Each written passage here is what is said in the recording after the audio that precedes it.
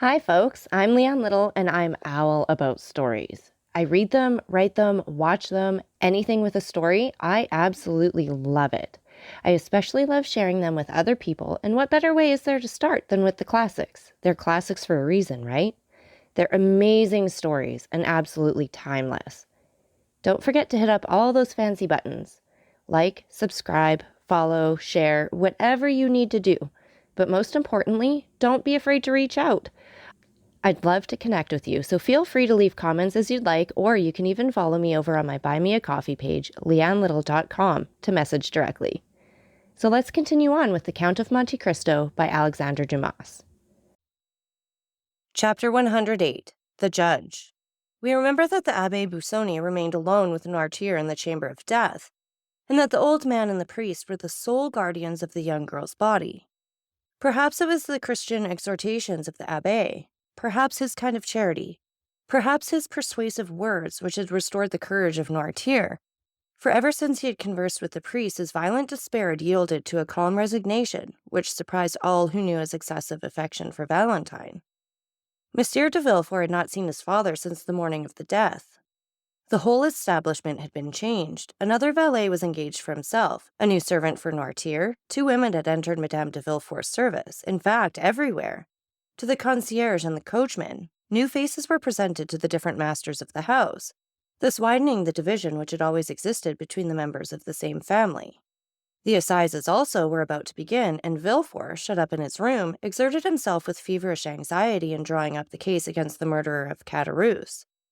This affair, like all those in which the Count of Monte Cristo had interfered, caused a great sensation in Paris.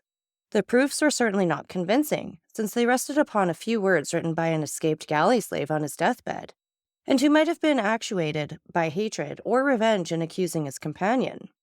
But the mind of the procureur was made up. He felt assured that Benedetto was guilty, and he hoped by his skill in conducting this aggravated case to flatter his self-love, which was about the only vulnerable point left in his frozen heart.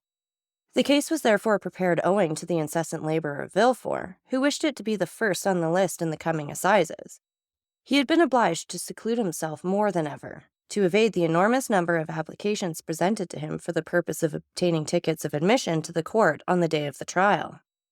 And then so short a time had elapsed since the death of poor Valentine, and the gloom which overshadowed the house was so recent that no one wondered to see the father so absorbed in his professional duties, which were the only means he had of dissipating his grief. Once only had Villefort seen his father. It was the day after that upon which Bertuccio paid his second visit to Benedetto, when the latter was to learn his father's name. The magistrate, harassed and fatigued, had descended to the garden of his house, and in a gloomy mood, similar to that in which Tarquin lopped off the tallest poppies, he began knocking off with his cane the long and dying branches of the rose trees, which, placed along the avenue, seemed like the specters of the brilliant flowers which had bloomed in the past season. More than once he had reached that part of the garden where the famous boarded gate stood overlooking the deserted enclosure, always returning by the same path to begin his walk again, at the same pace and with the same gesture, when he accidentally turned his eyes towards the house, whence he heard the noisy play of his son, who had returned from school to spend the Sunday and Monday with his mother. While doing so, he observed Monsieur Noirtier at one of the open windows, where the old man had been placed that he might enjoy the last rays of the sun, which yet yielded some heat, and was now shining upon the dying flowers and red leaves of the creeper which twined around the balcony. The eye of the old man was riveted upon a spot which Villefort could scarcely distinguish. His glance was so full of hate, of ferocity, and savage impatience, that Villefort turned out of the path he had been pursuing, to see upon what person this dark look was directed. Then he saw beneath a thick clump of linden trees, which were nearly divested of foliage, Madame de Villefort sitting with a book in her hand, the perusal of which she frequently interrupted to smile upon her son, or to throw back his elastic ball, which he obstinately threw from the drawing-room into the garden. Villefort became pale. He understood the old man's meaning. Noirtier continued to look at the same object, but suddenly his glance was transferred from the wife to the husband, and Villefort himself had to submit to the searching investigation of eyes, which, while changing their direction and even their language, had lost none of their menacing expression. Madame de Villefort, unconscious of the passions that exhausted their fire over her head at that moment, held her son's ball, and was making signs to him to reclaim it with a kiss. Edward begged for a long while, the maternal kiss probably not offering sufficient recompense for the trouble he must take to obtain it. However, at length he decided, leaped out of the window into a cluster of heliotropes and daisies, and ran to his mother, his forehead streaming with perspiration. Madame de Villefort wiped his forehead, pressed her lips upon it, and sent him back with the ball in one hand and some bonbons in the other. Villefort, drawn by an irresistible attraction, like that of the bird to the serpent, walked towards the house. As he approached it, Noirtier's gaze followed him, and his eyes appeared of such a fiery brightness that Villefort felt them pierce the depths of his heart. In that earnest look might be read a deep reproach, as well as a terrible menace. Then Noirtier raised his eyes to heaven, as though to remind his son of a forgotten oath. "It is well, sir," replied Villefort from below. "It is well. Have patience but one day longer. What I have said I will do." Noirtier seemed to be calmed by these words, and turned his eyes with indifference to the other side. Villefort violently unbuttoned his greatcoat, which seemed to strangle him, and passing his livid hand across his forehead, entered his study. The night was cold and still. The family had all retired to rest, but Villefort, who alone remained up and worked till 5 o'clock in the morning, reviewing the last interrogatories made the night before by the examining magistrates, compiling the depositions of the witnesses, and putting the finishing stroke to the deed of accusation, which was one of the most energetic and best conceived of any he had yet delivered. The next day, Monday, was the first sitting of the assizes. The morning dawned dull and gloomy. Villefort saw the dim gray light shine upon the lines he had traced in red ink. The magistrate had slept for a short time while the lamp sent forth its final struggles. Its flickerings awoke him, and he found his fingers as damp and purple as though they had been dipped in blood. He opened the window. A bright yellow streak crossed the sky and seemed to divide in half the poplars, which stood out in black relief on the horizon. In the clover fields beyond the chestnut trees, a lark was mounting up to heaven, while pouring out her clear morning song. The damps of the dew bathed the head of Villefort and refreshed his memory. "Today," he said with an effort, "today the man who holds the blade of justice must strike where there is guilt." Involuntarily, his eyes wandered toward the window of Noirtier's room, where he had seen him the preceding night. The curtain was drawn, and yet the image of his father was so vivid to his mind that he addressed the closed window as though it had been open, and as if through the opening he had beheld the menacing old man. "Yes," he murmured, "yes, be satisfied." His head dropped upon his chest, and in this position he paced his study. Then he threw himself, dressed as he was, upon a sofa, less to sleep than to rest his limbs, cramped with cold and study. By degrees everyone woke. Villefort, from his study, heard the successive noises which accompany the life of a house. The opening and shutting of doors, the ringing of Madame de Villefort's bell to summon the waiting-maid, mingled with the first shouts of the child, who rose full of the enjoyment of his age. Villefort also rang. His new valet brought him the papers, and with them a cup of chocolate. "What are you bringing me?" said he. "A cup of chocolate. I did not ask for it. Who has paid me this attention?" "My mistress, sir. She said you would have to speak a great deal in the murder case, and that you should take something to keep up your strength." And the valet placed the cup on the table nearest the sofa, which was, like all the rest, covered with papers. The valet then left the room. Villefort looked for an instant with a gloomy expression, then, suddenly taking it up with a nervous motion, swallowed its contents at one draught. It might have been thought that he had hoped the beverage would be mortal, and that he sought for death to deliver him from a duty which he would rather die than fulfill. He then rose and paced his room with a smile it would have been terrible to witness. The chocolate was inoffensive, for Monsieur de Villefort felt no effects.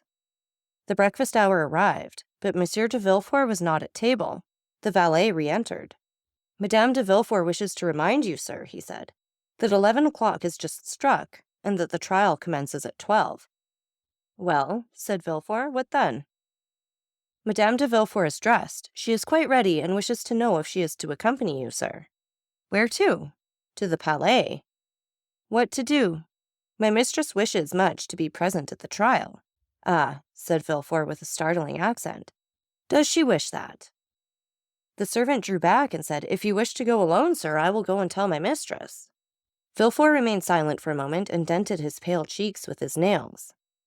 "Tell your mistress," he at length answered, "that I wish to speak to her, and I beg she will wait for me in her own room." "Yes, sir." Then come down to dress and shave me. Directly, sir. The valet reappeared almost instantly, and having shaved his master, assisted him to dress entirely in black. When he had finished, he said, "My mistress said she should expect you, sir, as soon as you had finished dressing. I'm going to her." And Villefort, with his papers under his arm and hat in hand, directed his steps towards the apartment of his wife. At the door, he paused for a moment to wipe his damp, pale brow. Then he entered the room. Madame de Villefort was sitting on an ottoman and impatiently turning over the leaves of some newspaper and pamphlets, which young Edward, by the way of amusing himself, was tearing to pieces before his mother could finish reading them. She was dressed to go out. Her bonnet was placed beside her on a chair, and her gloves were on her hands. "Ah, here you are, monsieur," she said in her naturally calm voice. "But how pale you are! Have you been working all night? Why did you not come down to breakfast? Well, will you take me, or shall I take Edward?" Madame de Villefort had multiplied her questions in order to gain one answer, but to all her inquiries, Monsieur de Villefort remained mute and cold as a statue. "Edward," said Villefort, fixing an imperious glance on the child, "go and play in the drawing-room, my dear. I wish to speak to your mamma." Madame de Villefort shuddered at the sight of that cold countenance, that resolute tone, and the awfully strange preliminaries. Edward raised his head, looked at his mother, and then finding that she did not confirm the order, began cutting off the heads of his leaden soldiers. "Edward!" cried Monsieur de Villefort, so harshly that the child started up from the floor. "Do you hear me? Go!" The child, unaccustomed to such treatment, arose, pale and trembling. It would be difficult to say whether his emotion were caused by fear or passion. His father went up to him, took him in his arms, and kissed his forehead. "Go," he said. "Go, my child." Edward ran out. Monsieur de Villefort went to the door, which he closed behind the child, and bolted. "Dear me," said the young woman, endeavoring to read her husband's inmost thoughts, while a smile passed over her countenance which froze the impassibility of Villefort. "What's the matter?" "Madame, where do you keep the poison you generally use?" said the magistrate, without any introduction, placing himself between his wife and the door. Madame de Villefort must have experienced something of the sensation of a bird which, looking up, sees the murderous trap closing over its head. A hoarse, broken tone, which was neither a cry nor a sigh, escaped from her, while she became deathly pale. "Monsieur," she said, I do not understand you." And in her paroxysm of terror, she had raised herself from the sofa. In the next, stronger, very likely than the other, she fell down again on the cushions. "I asked you," continued Villefort, in a perfectly calm tone, "where you conceal the poison by the aid of which you have killed my father-in-law, Monsieur de Saint-Méran, my mother-in-law, Madame de Saint-Méran, Barrois, and my daughter Valentine." "Ah, sir," exclaimed Madame de Villefort, clasping her hands, "what do you say?" "It is not for you to interrogate, but to answer." "Is it to the judge or to the husband?" stammered Madame de Villefort. To the judge, madame." It was terrible to behold the frightful pallor of that woman, the anguish of her look, the trembling of her whole frame. "Ah, sir," she muttered, "ah, sir," and this was all. "You do not answer, madame," exclaimed the terrible interrogator. Then he added, with a smile yet more terrible than his anger, "It is true, then. You do not deny it." She moved forward. "And you cannot deny it," added Villefort, extending his hand toward her as though to seize her in the name of justice. "You have accomplished these different crimes with impudent address, but which could only deceive those whose affections for you blinded them. Since the death of Madame de Saint-Méran, I have known that a poisoner lived in my house. Monsieur d'Avenay warned me of it. After the death of Barrois, my suspicions were directed towards an angel, those suspicions which, even when there is no crime, are always alive in my heart. But after the death of Valentine, there has been no doubt in my mind, madame, and not only in mine, but in those of others. Thus your crime, known by 2 persons, suspected by many, will soon become public, and as I told you just now, you no longer speak to the husband, but to the judge." The woman hid her face in her hands. "Oh, sir," she stammered, "I beseech you, do not believe appearances." "Are you then a coward?" cried Villefort in a contemptuous voice. "But I have always observed that poisoners were cowards. Can you be a coward, you, who have had the courage to witness the death of 2 old men and a young girl murdered by you?" "Sir, sir! Can you be a coward?" continued Villefort with increasing excitement. "You, who could count, 1 by 1, The minutes of 4 death agonies. You, who have arranged your infernal plans and removed the beverages with a talent and precision almost miraculous.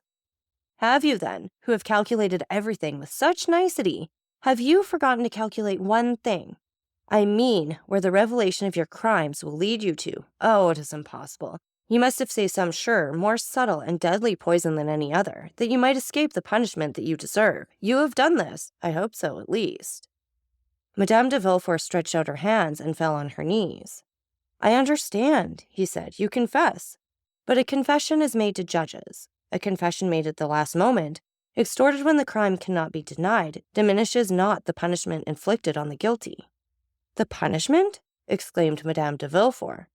The punishment, monsieur? Twice you have pronounced that word. Certainly. Do you hope to escape it because you were 4 times guilty? Did you think the punishment would be withheld because you are the wife of him who pronounces it? No, madame, no. The scaffold awaits the poisoner, whoever she may be, unless, as I just said, the poisoner has taken the precaution of keeping for herself a few drops of her deadliest poison. Madame de Villefort uttered a wild cry, and a hideous and uncontrollable terror spread over her distorted features. Oh, do not fear the scaffold, madame, said the magistrate. I will not dishonor you, since that would dishonor myself. No. If you have heard me distinctly, you will understand that you are not going to die on the scaffold. No, I do not understand. What do you mean? Stammered the unhappy woman, completely overwhelmed. I mean that the wife of the first magistrate in the capital shall not, by her infamy, soil an unblemished name, that she shall not, with one blow, dishonor her husband and her child. No, no, oh no. Well, madame, it will be a laudable action on your part, and I will thank you for it. You will thank me? For what? For what you have just said. What did I say? Oh, my brain whirls. I no longer understand anything. Oh, my God, my God. And she rose, with her hair disheveled and her lips foaming. Have you answered the question I put to you on entering the room? Where do you keep the poison you generally use, madame? Madame de Villefort raised her arms to heaven and convulsively struck one hand against the other. No, no, she vociferated. No, you cannot wish that. What I do not wish, madame, is that you should perish on the scaffold. Do you understand? Asked Villefort. Oh, mercy, mercy, monsieur. What I require is that the justice be done. I am on the earth to punish, madame, he added with a flaming glance. At any other woman, were it the queen herself, I would send to the executioner. But to you I shall be merciful. To you I will say, have you not, madame, put aside some of the surest, deadliest, most speedy poison? Oh, pardon me, sir, let me live. She's cowardly, said Villefort. Reflect that I am your wife. You are a poisoner. In the name of heaven! No! In the name of the love you once bore me. No, no! In the name of our child, for the sake of our child, let me live. No, no, no. I tell you, one day, if I allow you to live, you will perhaps kill him as you killed the others. I kill my boy? Cried the distracted mother, rushing toward Villefort. I kill my son? And a frightful, demonic laugh finished the sentence, which was lost in a hoarse rattle. Madame de Villefort fell at her husband's feet. He approached her. Think of it, madame, he said. If, on my return, justice has not been satisfied, I will denounce you with my own mouth, and arrest you with my own hands. She listened, panting, overwhelmed, crushed. Her eye alone lived and glared horribly. Do you understand me? He said. I am going down there to pronounce the sentence of death against a murderer. If I find you alive on my return, you shall sleep tonight in the conciergerie. Madame de Villefort sighed. Her nerves gave way and she sunk on the carpet. The king's attorney seemed to experience a sensation of pity. He looked upon her severely, and bowing to her, said slowly, Farewell, madame. Farewell. That farewell struck Madame de Villefort like the executioner's knife. She fainted. The procureur went out after having double-locked the door. So that's it for this chapter. And again, take a minute to like, subscribe, and share. And don't forget that I love hearing from all of you. So please leave any comments you'd like, or you can follow me over on my Buy Me a Coffee page, leannelittle.com. That's LiANELITTLE.com. And thank you so much for listening. Remember, it's Owl about the story. Have a great day.